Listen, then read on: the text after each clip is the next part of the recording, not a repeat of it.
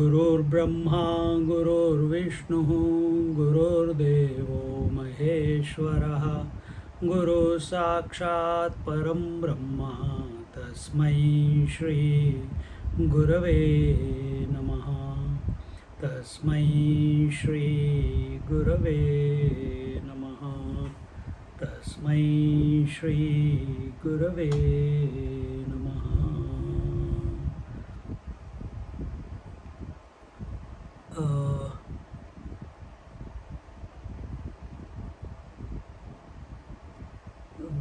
Which exam? We are in 146, isn't it?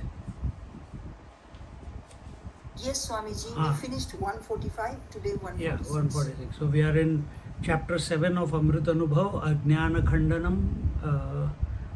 That is nothing called ignorance. And OV number 146. Here it says, तया आत्मया च्या भाखा न पडेची दुसरी रेखा जरी विश्वा अशेखा भरला आहे. All the Paramatma pervades the entire world of plurality. There is not a trace of duality whatsoever. The whole world of names and forms is nothing but the same Paramatma. This we keep telling. Yesterday also in Adhyatma Ramayana this thought came, who is Sri Ram? He is the material cause and the efficient cause of the whole creation. That means he is the creator of the whole creation and he created the creation out of the material called himself, not a male or female. Out of that one created the creation out of that one. And therefore it is Purnamada Purnamidam. There is nothing can be added, nothing can be subtracted. It's ever complete. Therefore the names and forms are not mithya. So first, remember in the beginning we say names and forms of mithya. What is the definition of mithya? What is the definition of mithya? Existing in its own absence. Correct. That which is existing in its own absence, that which is appearing but actually not there, that is mithya. But now we are saying that the names and forms are not mithya. In what? When this statement is made, where is the attention, or where should be our attention? The one. So when we say mithya, where is our attention? On the plurality. Our attention will be on the periphery. So this laptop has a form, this table has a form, you have a form, this body has a form. So when our attention is on color and form, then it is mithya. But when our eyes may be seeing the color and form, hearing the sounds and various stimuli, but our attention is on the essence. What is that which is expressing through each one of them? Just like this table may be a form, but what is expressing through this table? Wood. Ornament may be a form, but what is expressing through it? Gold. So what is expressing through this total creation, which is nothing but name and form? That when our attention is on that, the essence of every name and form, then here it is said that it is not there is nothing called mithya. Everything is that Paramatma alone. That vision has to be developed. Then why we were told that it is mithya in the first place? We were told mithya because the teacher wanted, or the scripture, the Upanishads, they want you to withdraw from the multiplicity and focus on the one. That is why we are so obsessed with the variety. When the Paramatma is seen in the form, then gradually there is the possibility of suspecting the Paramatma in me, is the other, he's taking it the other way. Normally, what do we see? If we suspect the Paramatma to be expressing through me, then when we focus on that Paramatma, then that Paramatma reveals that he is in everyone. That is one approach. Here the approach is Ishvara Advayavad. Ishvara is the material cause and the efficient cause of everything. If everything is pervaded by the Paramatma, then that Paramatma must be pervading me also. Then who am I? Then we come back to ourselves. Thereafter comes the next step of seeing the Paramatma in everyone. It's not that the next step, it's a revelation. It is not by your efforts. It will not happen. But efforts have to be put, intention has to be there, attention has to be there. With this understanding, otherwise we'll be just keep losing ourselves. Oh, but they said it is mithya, now you're saying it is Paramatma. How can it be Paramatma? It has to be mithya.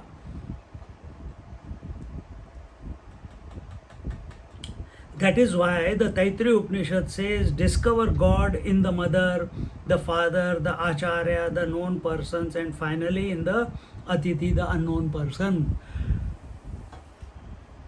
Matrudevo bhava, Pitrudevo bhava, Gurudevo bhava, Atithi Devo bhava. Slowly, slowly, from the person whom we are closest, which is the mother, we suspect the divinity in that mother. How? By first repeat, mother is God, because she is there to take care of you, nurture you, everything. Then see the same divinity pervading, expressing through father. Then the teacher. Parents can be biased, they can have a favorite or not favorite, but the Guru Maharaj, he is neutral to everyone. And the Guru is he who is with great compassion bringing your attention to the infinite theme. And what is the purpose of the seeing the Guru, God in Guru? That the way he looks at the world, we also develop that vision. And what is that vision? Atithi Devo Bhava is the vision. That every person who comes in contact with you is none other but the expression of that one divine. That is the vision that the teacher is trying to impart through the scriptures. And that's the final. But you have to start somewhere. And where do we start from? That who is closest to us, that is the mother. Although the same Paramatma is expressing as knower, known, knowledge, it is the same non-dual Paramatma. It is the same non-dual Paramatma. So the Triputi the triad that is going on in our mind, which results in thoughts, the subject, the object, and the instrument of knowledge. Knower, known, knowing, seer, seen, seeing, hearer, heard, hearing. These are the hearer is the subject, heard is the object, instrument of knowledge is the ears. All these three aspects are nothing but expressions, not expressions, I can't even say expressions, they are nothing but Paramatma. See? We told this last week also. Where are the thoughts appearing? In the mind. What is the material that has gone into the thoughts? The mind alone. What is the mind made up of? Consciousness. So that consciousness is, how can it be separate from the thought? And thoughts alone have become the whole creation. So how can that consciousness be away from the creation, separate from the creation, distinct from the creation? It cannot be. That language is used only when our attention is on the periphery. It is the same non-dual Paramatma, and the Paramatma does not get small or tired or great whether it is expressing through inert object or saints or sages. It is ever the same. Therefore, it is one. And a person who has accessed that oneness, who has accessed that equanimity, he also starts having that vision of oneness. He cannot maintain differences. He cannot establish differences.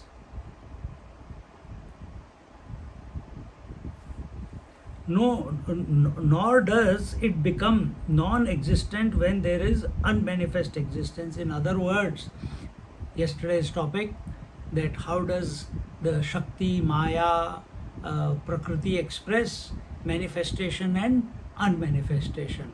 When the manifestation happens, manifestation and unmanifestation, which are the two aspects of the Maya or the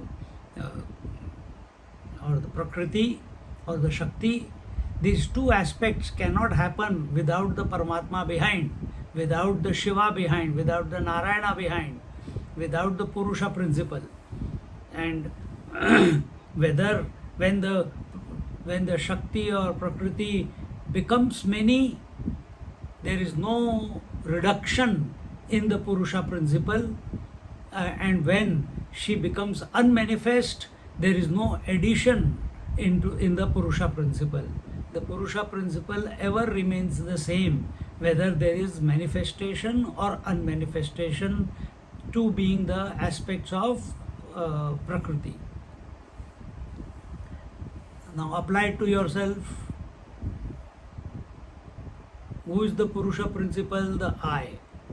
Your definition of I with respect to mother is the son, with respect to husband is wife, with respect to children is father or mother.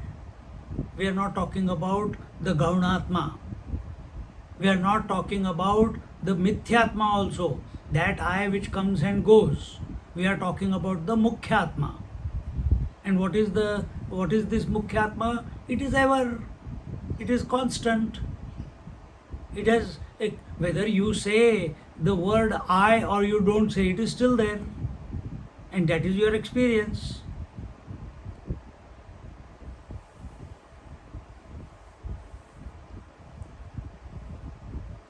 So both manifestation and unmanifestation. Manifestation, waking and dream; unmanifestation, deep sleep. These three states, or samadhi. And these 3 or 4 states which come and go, they do not add or subtract in the essence that I am, in the Paramatma that one is. And therefore come to recognize and accept. That's all, accept that you are that. Tattvamasi. This is not told by Jnaneshwar Maharaj or our Swamiji to, oh, what nice commentary he has written, what nice words Jnaneshwar Maharaj has written. We are not here to validate it. We are not here to appreciate it. We are here to realize these words in our own bosom. More examples are given in the next 3 OVs.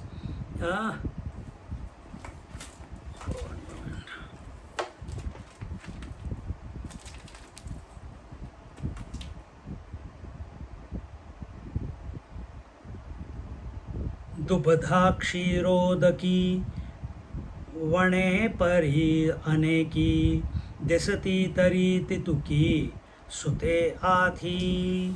He says the garments may be the dubandhi, kshirodaki, and of many such types, but is the yarn different? The garments called dubandhi and the kshirodaki, used in former times by men, may be in many colors, form and designs, but the thread which supports different types of colors and patterns is only one.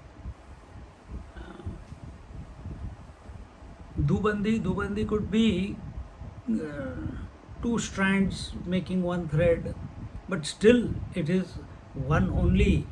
It's the same cotton. In the same way, Paramatma, whether you call him dual or whether you call him that he is expressing through the duality or he is expressing through the multiplicity, it does not matter. The whole world of duality and multiplicity without the Paramatma is nowhere.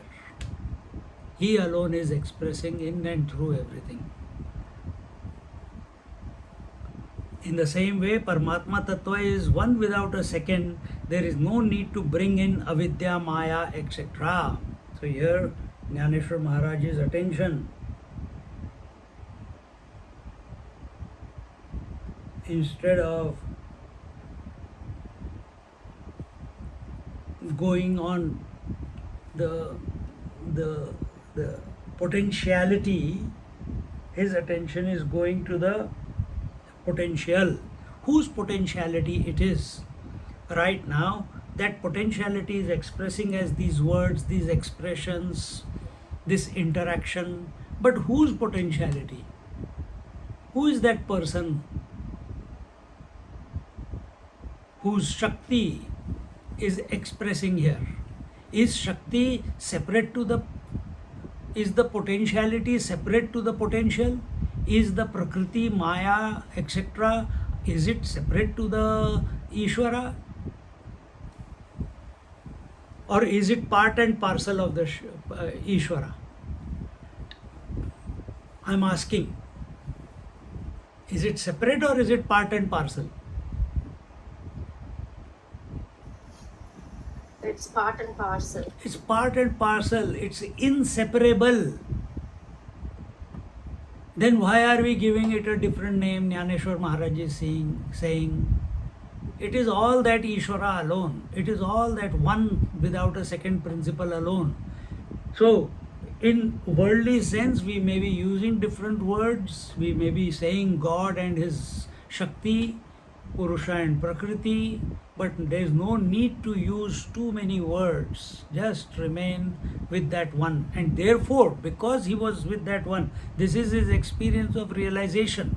And because his attention was continuously on the principle of on the Paramatma, on the essence, therefore he felt then there is nothing. It came to a point in his life at age 21 that there was nothing to be achieved, there was nothing to be gained, there was nothing to be rejected, there was nothing to be established.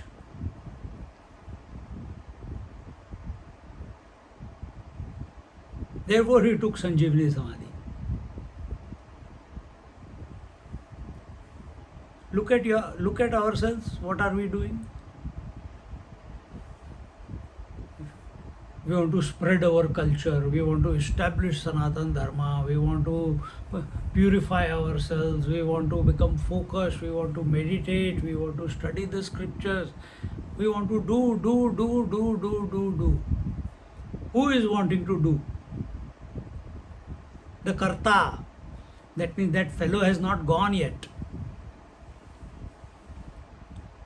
Does it mean that I stop all this? No. Does it mean that I take Sanjeevani Samadhi? If you have the capacity, take it. Make yourself qualified for it first. Jnaneshwar Maharaj, he knew it. If you read when he was 12 years old, in Bhagavad Gita, he is giving the commentary with such clarity. But did he take Samadhi at that time? No, because Paripakva nahi hue the abhi tak. He was not matured yet. By age 21, he is matured. So, same is our condition. We have clarity, we know that the truth is, yet we choose to get distracted, we choose to be multi-pointed, we choose to be living in the relational existence or referential existence. We choose. This choice must be given up. In and through our daily life, our attention must be on that essence. With this understanding that everything is always one. Not that because I go into samadhi, because I meditate, because I raised my kundalini, because I did kriya yoga, because I studied scriptures, because I got initiated, therefore now I know the truth. No, you are the truth. Nothing needs to happen, still you are the truth, and if everything happens, still you are the truth. Don't shortchange yourself.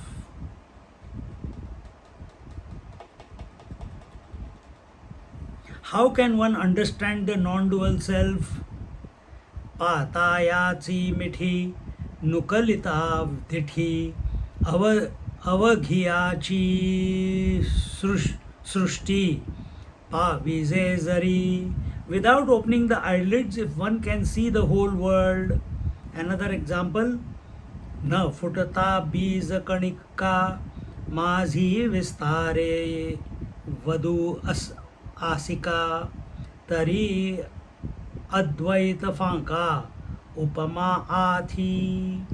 The entire banyan tree can expand from the ungerminated seed, then the comparison of non-dual reality can be understood. So here, if a student asks the teacher, or the student the mind, the teacher the inner self, the student the one who is on who is still thinking about multiplicity and duality, teacher who is established in the one self.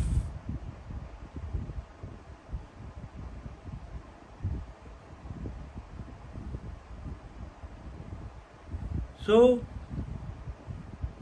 the mind may have this question that how do I establish non-dual self if it is beyond the mind? If it is transcendental to the mind, yet it is immanent in and through the mind, how do I come to realize it? So here the teacher is saying, the two examples are given, and he says that if you can see the world without opening your eyes. Okay. What is that? He says, without opening the eyelids, if one can see the whole world. Can you see the whole world without opening the eyelids?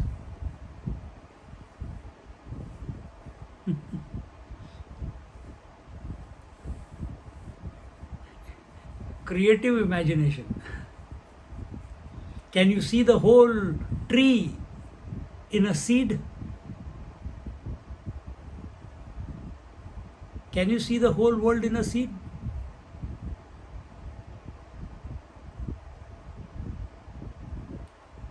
You may not be able to see the whole tree, but you know that the potential of the whole tree is in that seed, isn't it?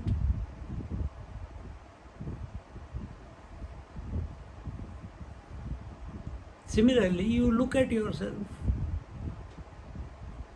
that it is only from the seed of the I, the pure consciousness, that the whole creation has come out. And what is the sequence of creation? We saw that yesterday in Adhyatma Ramayana. Many times we have seen that. From 1 to 2, 2 to 3, to 3 to many.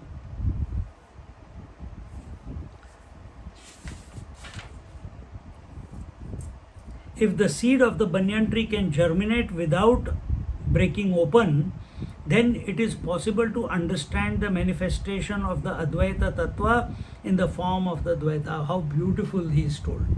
If the seed of the banyan tree can germinate, normally what happens? The seed loses its existence in order to give birth to the tree, isn't it? Shoot and root. But here the teacher is saying, Jnaneshwar Maharaj is saying, if the seed of the banyan tree can, without losing itself, give birth to the whole tree,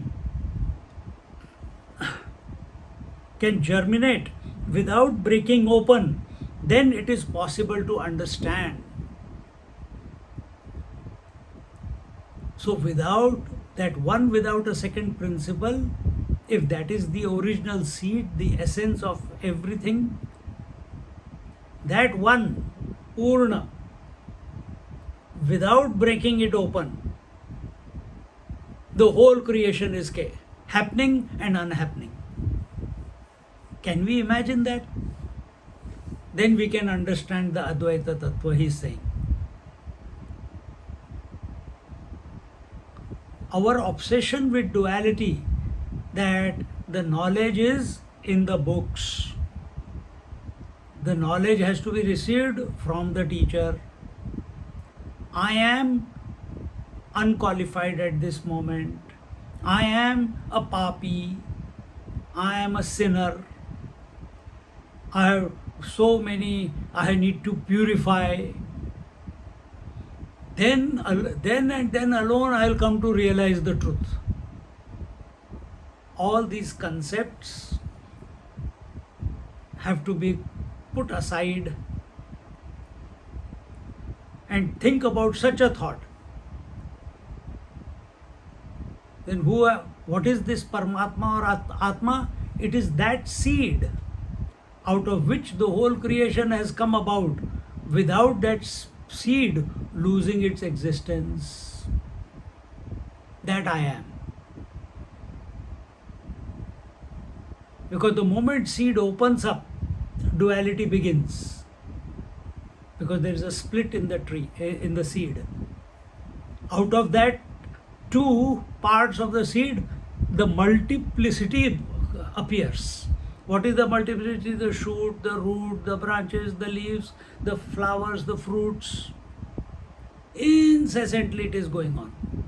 So first duality, then multiplicity. And we get lost in it. Here our attention is being brought to that seed, that essence, which has never split open, and yet is appearing, expressing, manifesting through its potentiality as the whole creation.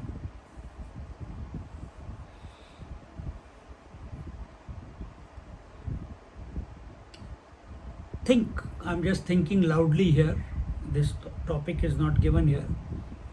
Think, in the dream, the whole world is appearing. In the waking also the whole world is appearing in your mind, but you have a feeling the world is outside and I am inside this body. So body becomes the barrier. But in the dream, while the dream is going on, still the same feeling. But once you wake up from the dream, what is your approach? That the dreamer was also in the mind. The dream world was also in the mind. The dream instruments were also in the mind. Space-time objectivity was also in the mind as the mind. So did the mind split open in order for creation to appear? Think out of the box. Did the mind, which is essentially consciousness, did it split open like a seed in order to give birth to the tree called the world? Sansara Vriksha.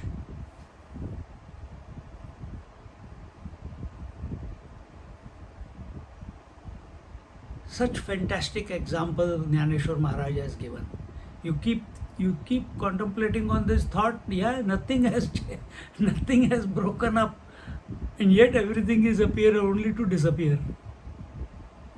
Then and then alone, Jnaneshwar Maharaj is saying that we will be able to catch or be the Advaitic principle.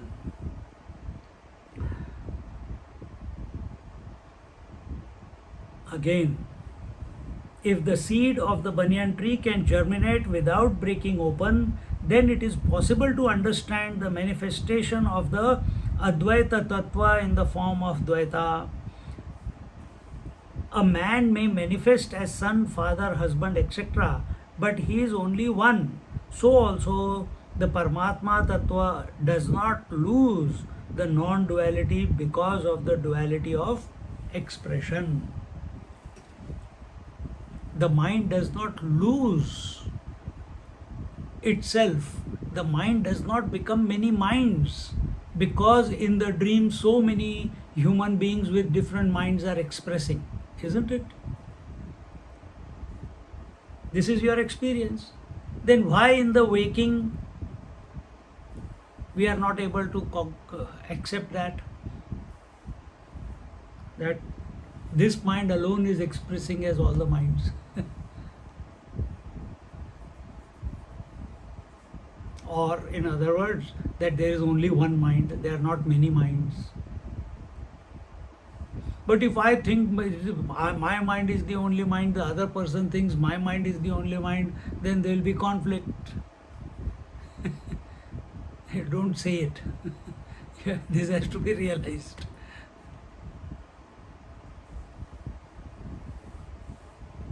Nice thought, no? About the seed and the tree. Now a new thought is introduced as to how long will this manifestation of multiplicity continue. Jnaneshwar Maharaj has taken into consideration everything, and this is the advantage for us. Rather than rediscover the whole thing, just follow the footsteps and accept they have already done the hard work.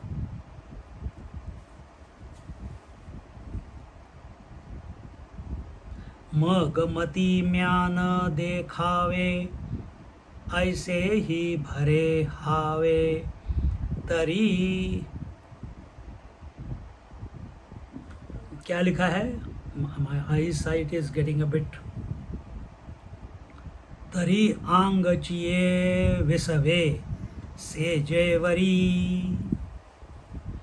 Then his desires of not seeing himself and thus the self rests in his own essential unmanifest state. See, all Upanishads in Vedanta, eventually we have to come to a point. First, we replace all the desires of the world with the desire of the self. Catch this. First, we replace the desires of the world with the desire for the self. So we know our mind is having desires, but instead of desiring outside, we desire the essence. But to be the essence, again and again the scriptures are saying, accept, be. For that being to happen, we have to give up the desire for the self also. It's a prerequisite. That giving up of the desire for the self is called surrender, is called the consummation, absorption, enlightenment, self-realization, where the seeker comes to realize, or he comes to that point where he sees the stupidity in desiring which he already is. See?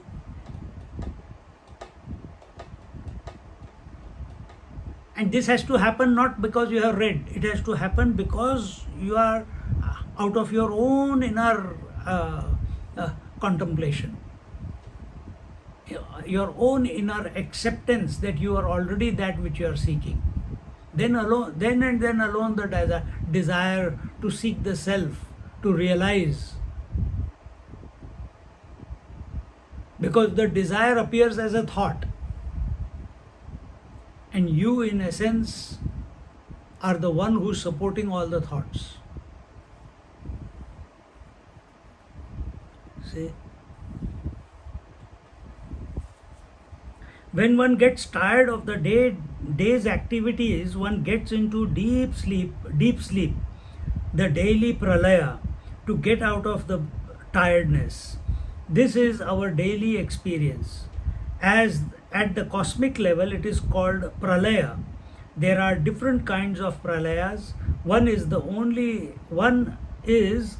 daily nidra, the deep sleep. Second is the mahanidra, that is the death. So one is the laya or pralaya, one is the individual pralaya, one is the cosmic pralaya or at the totality level.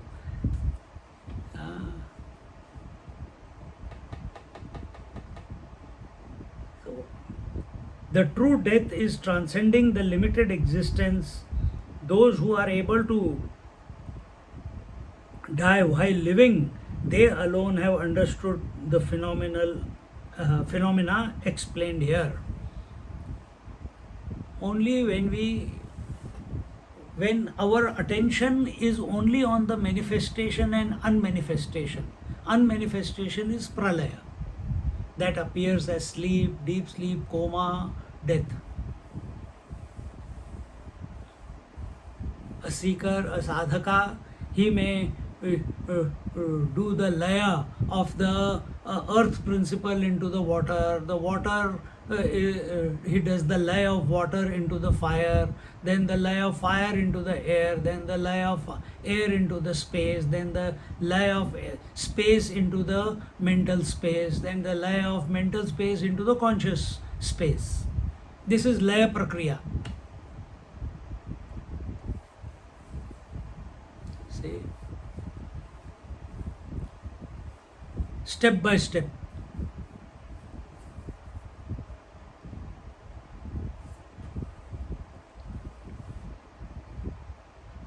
But the true death, your teacher is telling, the true death is transcending the limited existence.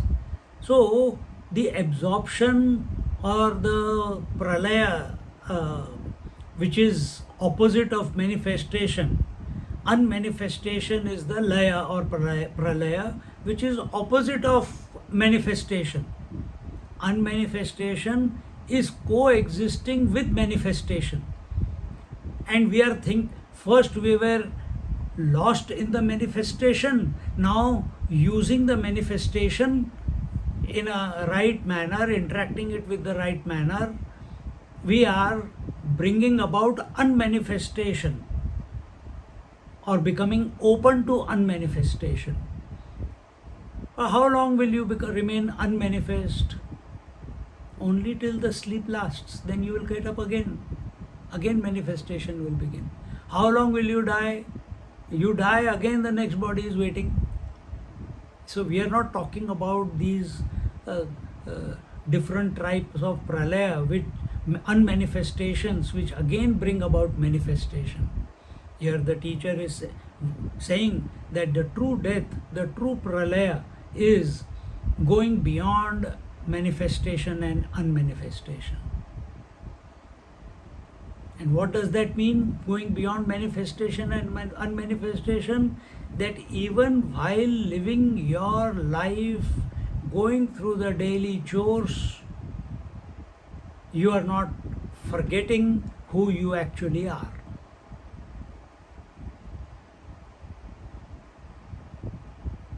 This is what the Mahatmas have done, whether they were sannyasis or they are grahasthas.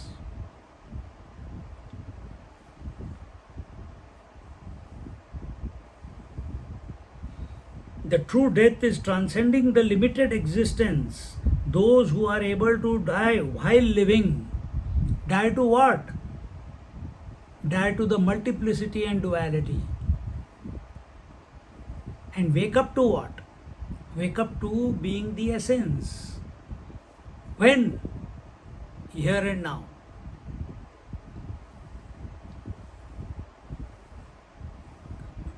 Those who are able to die while living, they alone have understood this phenomena explained here. It's not even understood.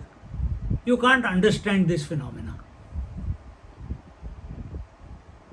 It's a revelation. That revelation, then you articulate it through your intellect and words. And the best way to do that is the way the scriptures are doing it or masters are doing it.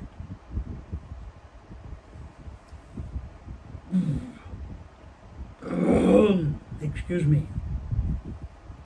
After the manifestation into multiplicity, the Paramatma Tattva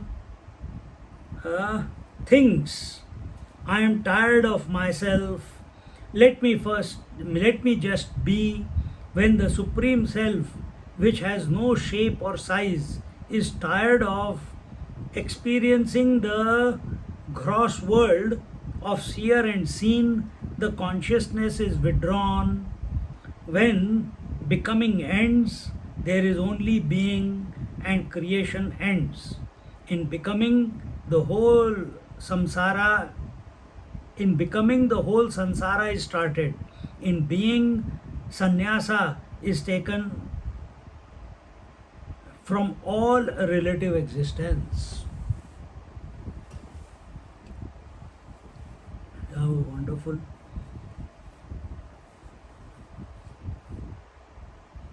Does the Supreme get tired? Does the Supreme get tired?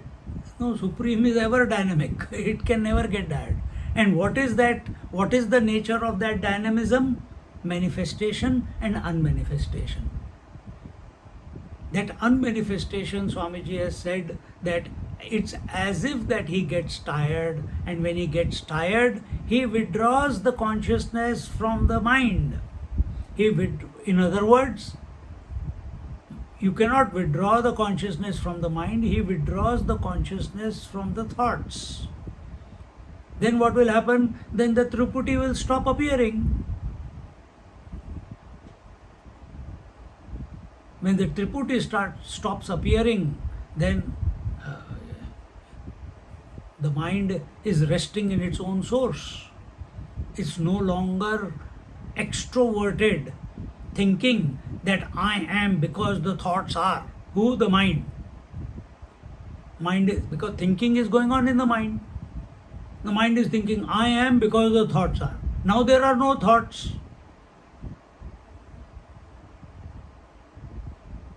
In spite of the thoughts, I am. In other words, in spite of the appearance or disappearance of the thoughts, I continue to be. When this happens, the mind has accepted that it is of the nature of the pure consciousness.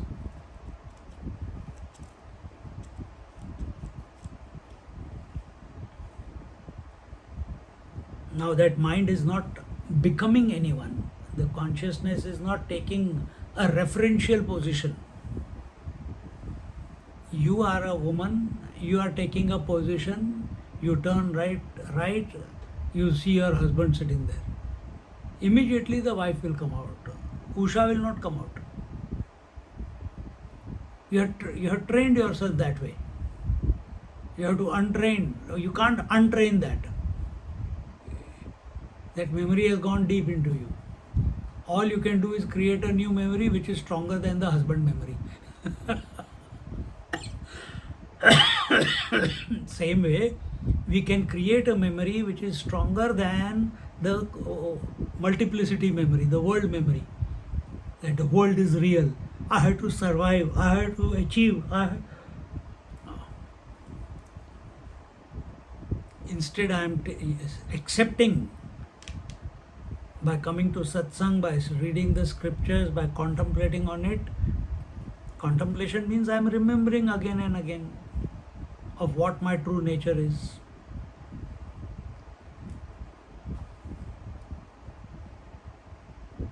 So do not become, instead be. Becoming is, when the becoming happens, when referential existence begins, when specific existence begins, when you accept yourself as specific or referential, samsara begins. When you remain undisturbed by the referential or the specific, then sannyasa begins. Beautiful way Swamiji has explained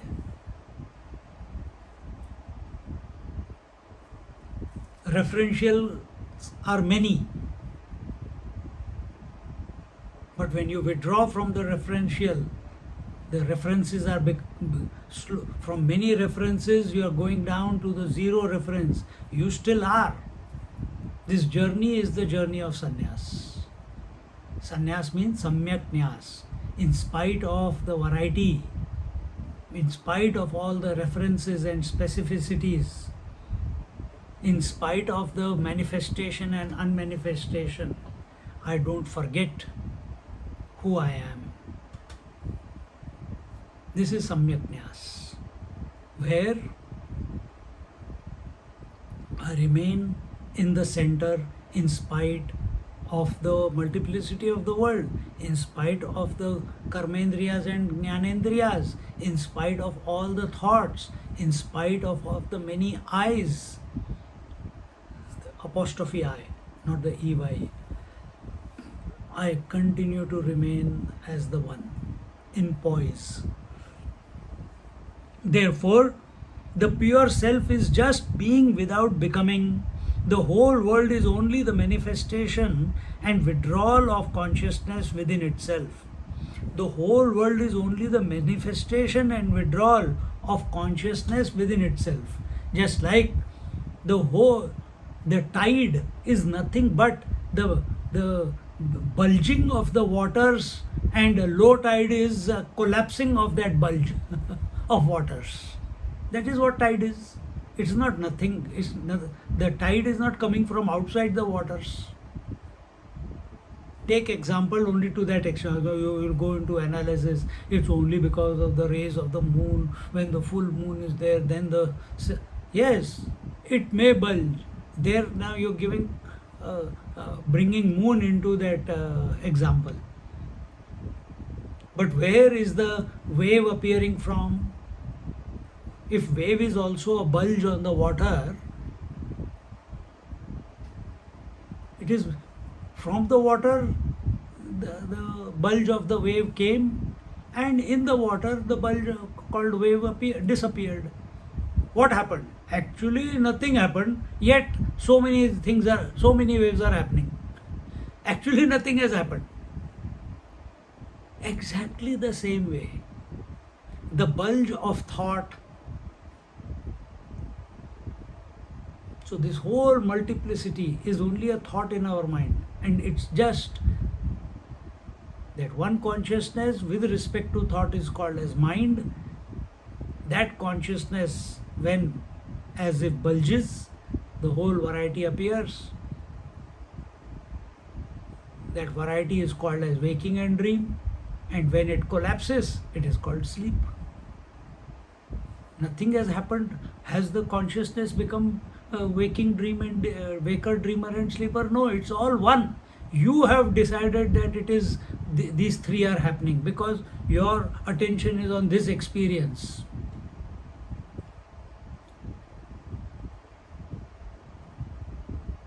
How many waking, dream, deep sleep are happening? In your world you are waking up. In another part of the planet they are going to sleep. They are also in the same consciousness. They are the same consciousness. So at one point the consciousness is appearing as waking, and another place it is appearing as sleep.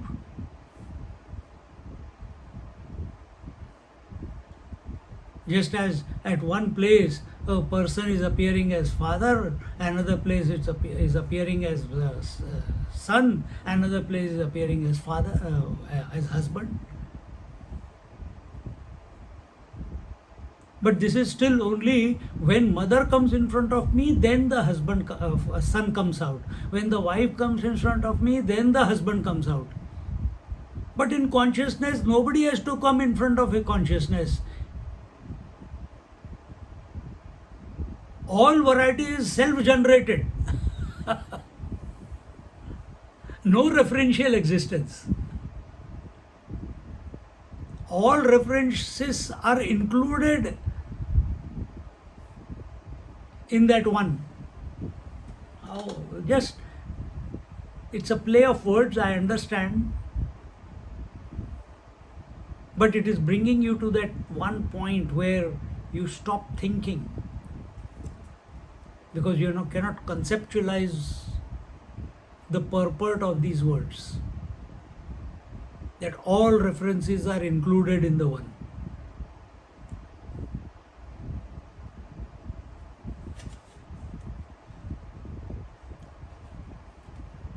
all waves are nothing but water, then why do you stupidly call it wave? Because it's useful. Because you are seeing the differences. Because your attention is on the form, your attention is not on the essence. But once your attention is on the essence called water, will you stop calling the wave as a wave? Now will you say it water? People will put you in mental asylum. So inwardly you know it is water, but for communication purposes you still use the word wave, ocean, tide, etc. Isn't it? Without forgetting that it is all water. So also understand that you are the source, that you are that one without a second, in essence, and this whole glory is the glory of the self. This whole creation, manifestation and unmanifestation, is the vibhuti of the self.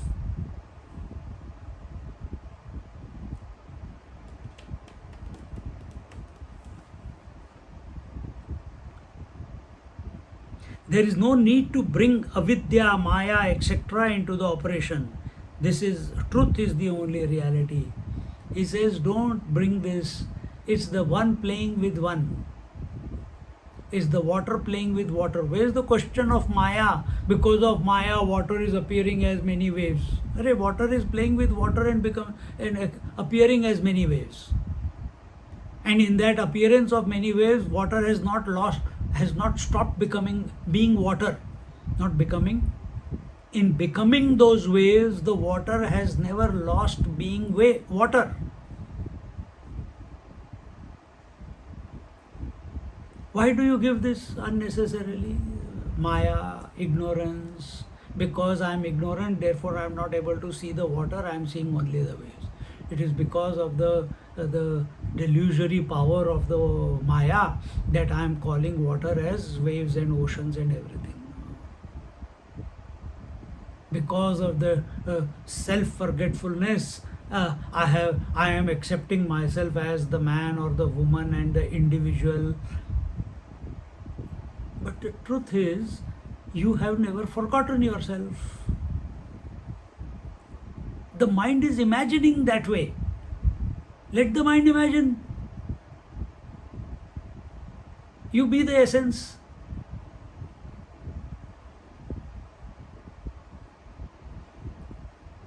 There is no set of data under which it can be proven that you have forgotten yourself.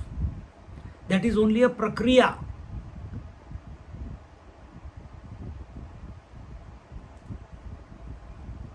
When we are explaining what is avidya, etc., forgetfulness of the self is avidya.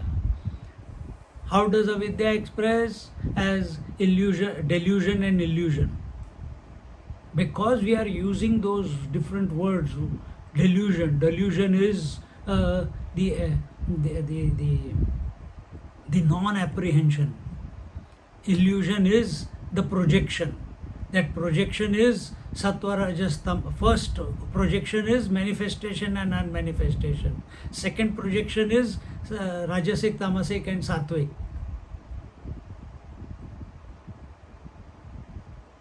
All these different words are being used because you are living in a world of names and forms. Jnaneshwar Maharaj is saying, drop all this. Don't create a journey where there is no journey. How much journey does a wave need to cover? Journey needs to undertake in order to be water?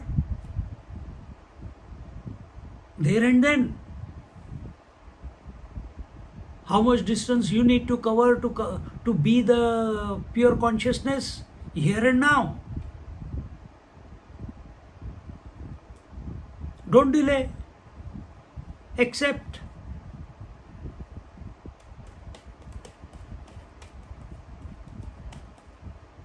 है ना मजेदार? I mean, what can you say after this? Yet we have got half a book left of Amrutanubhava. Every example of his and the explanation by Swamiji is just apratim.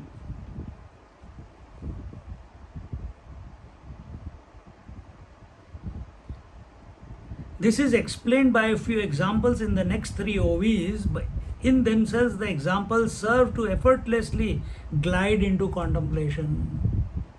Huh? Now, to think of such examples also is in the right manner. That just thinking of the example, you glide into your own being.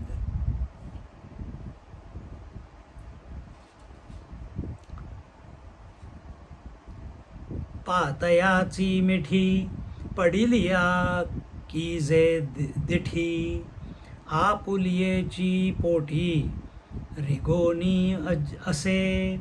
When the eyelids are closed, the vision that was dispersed in multiplicity of colors and forms gets absorbed in itself. When the eyelids are open, the vision is running around all over the colors and forms. When the eyelids are closed, where does the vision go? When speech begins, words come out. When speech stops, where does that manifestation of sound disappear? The moment the eyelids are closed, the vision which was spread over different names and forms gets totally withdrawn within. In the same way, the total names and forms, the Dvaita and the Dvandva that the world is absorbed in the pure consciousness. That is why it is told, when this absorption is naturally happening every day, in deep sleep remain awake. In deep sleep you are one with yourself. You are not gone into ignorance.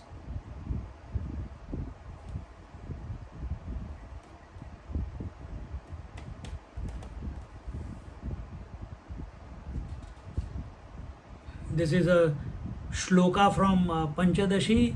Dirgham pranavam uccharam manorajyam viliyate. Dirgham, elongated. Pranava, om. Uccharam, chant.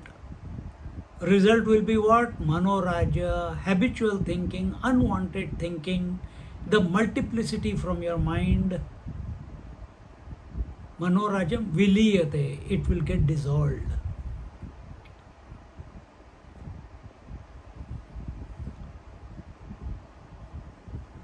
Take a long, chant long Omkara with the outgoing breath, not focusing on the in breath. And our attention should be on the rather than O. No, not on O. Om.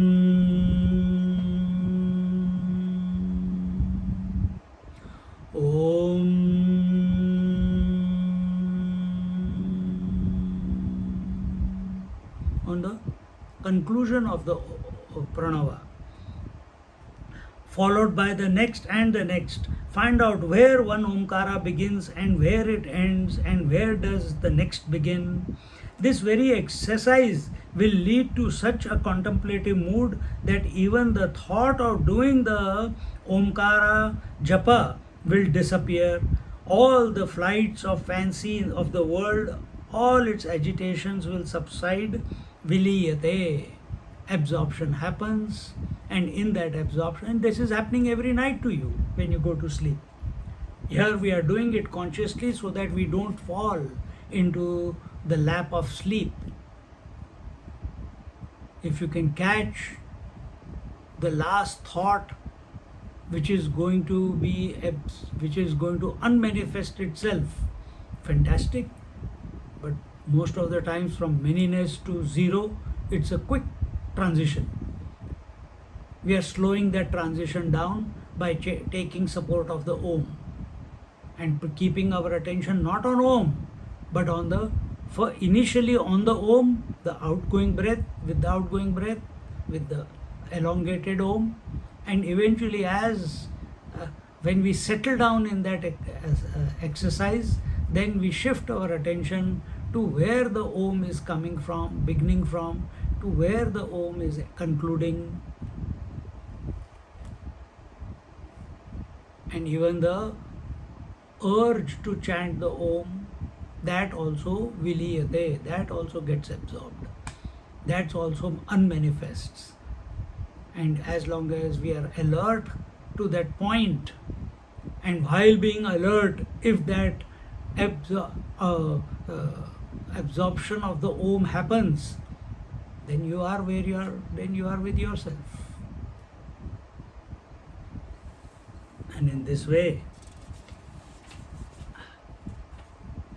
when one flame dies, neither the flame nor the heat nor the element fire dies. It is only that it has become unmanifest at that particular point. So, when your vision dies, when your eyes are open, it is looking at so many colors and forms. When the eyelids are closed, what happens to all the ability of vision to illuminate so many colors and forms? Vision is still there. Vision has not died. It has just become unmanifest. When you are speaking, so many words are coming out. What is happening? The sound, the consciousness is manifesting as the sound. When you don't speak, then what happens? The potential to manifest a sound is still there, but the manifestation is not taking place.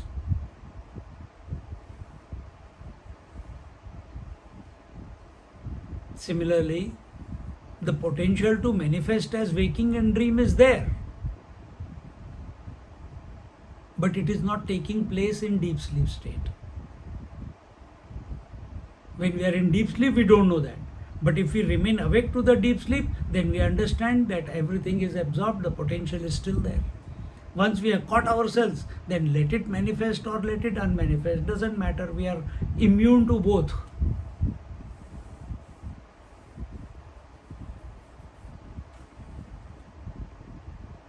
It is only that it has become unmanifest at that particular point. In the same way, the consciousness remains the same reality whether it manifests at any one point or withdraws from it. Nothing happens either to the consciousness or to the manifested world of names and forms. So when you are looking at your husband, the wife is manifesting, then the attention of yours goes to your mother, then the daughter is manifesting. But because daughter is manifesting, what has happened to wife or the mother? They have become unmanifest. So at that point where the husband was, the wife was manifesting. Now you have shifted your attention to mother, so the daughter is manifesting. But what has happened to the wife? She has unmanifested. Viliyate. You are still the same. At one point, the wife was manifesting, at another point, the daughter is manifesting, or mother is manifesting. But you are one. Similarly, at one point, the vision is manifesting, at one point, the hearing is manifesting, at one point, the smelling is manifesting, but the body is one. You feel that everything is happening at the same time, seeing, hearing, touching, feeling, tasting, but only at one thing is happening at a moment. It's happening very fast, that's all.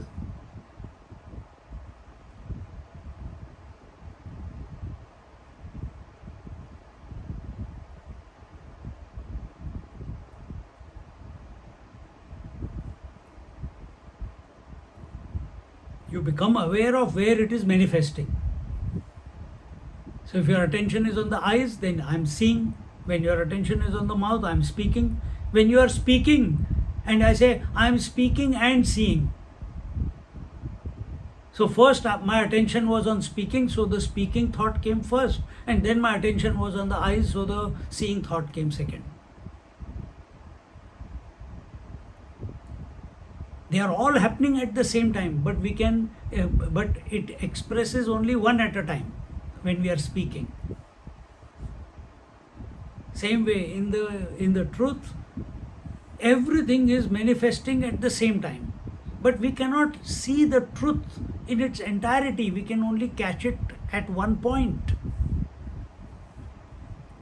And instead of that point being a father, daughter, husband, mother, parents, world, relationships, possessions, we choose it to be Om. That Om represents the totality. That Om represents the manifest and the unmanifest and beyond. So choose the right thought and be.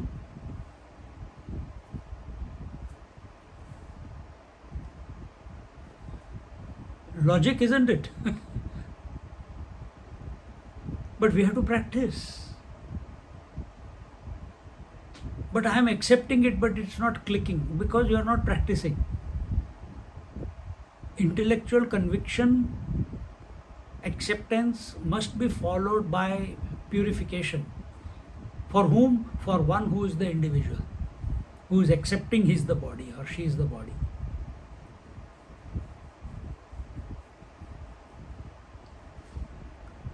In the same way, the consciousness remains the same reality, whether it manifests at any one point or withdraws from it. Nothing happens either to the consciousness or to the manifested world of names and forms. Space remains the same, whether a house is built or destroyed, manifested or unmanifested. Water remains the same whether the wave manifests or unmanifests. Gold remains the same whether ornament is created or destroyed. The mind remains the same whether a thought manifests or unmanifests. Intellect remains the same whether waking, dream or deep sleep appear or disappear. Catch this principle. All you have to do is just be alert about it. That's all.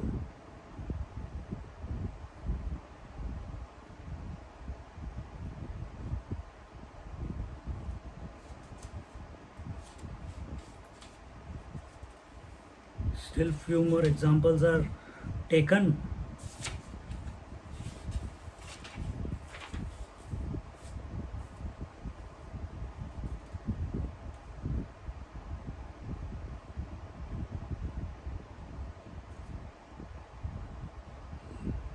We'll look at it in our next class. Enough for today.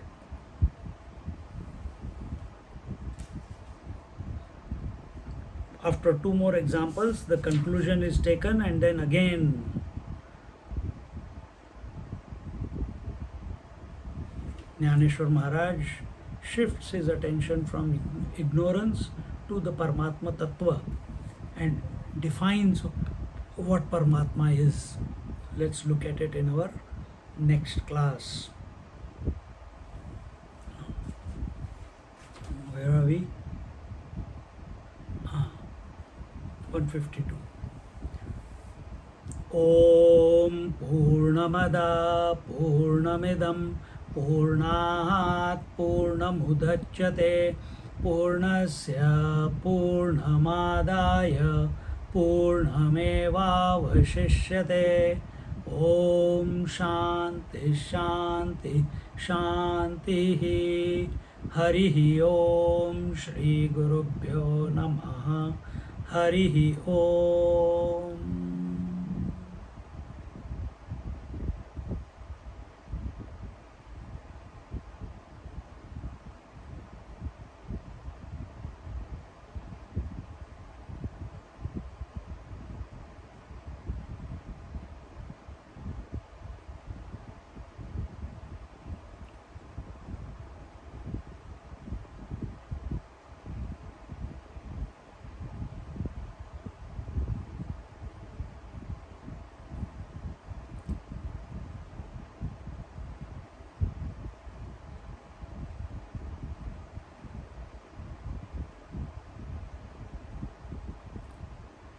Hari Om.